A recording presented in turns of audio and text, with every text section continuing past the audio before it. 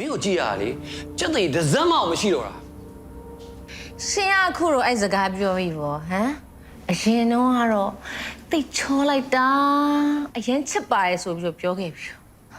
အခုကျတော့ကြက်တင်မရှိတော့ဘူးလေလားရရှင်လည်းပြောချင်တာပြောကျမလည်းနေချင်သလိုနေမယ် နေပါမင်းကြိုက်တယ်လို့နေလို့ရတယ်ငါစိတ်ဝင်စားဘူးအေးဒါပေမဲ့မင်းမူယူလာရင်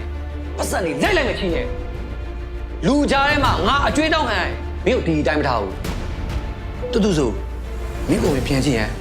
ဒီပို့ပို့နေပို့ပို့စားတဲ့အချင်းကိုအခုထိမပြင်တော့ဘူးလားဟဲ့ ဓမ္မအကျွေးဆက်ပေးနေတယ်ဆိုပြီးရှင့်ကိုရှင်ကျေးဇူးရှင်လို့ထင်းမနေနဲ့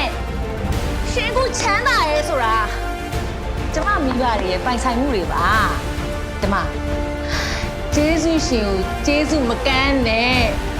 ကိုဘဝကိုသိတူဆိုဟဲ့တော်လိုက်ပါတော့မင်းပြန်ချစ်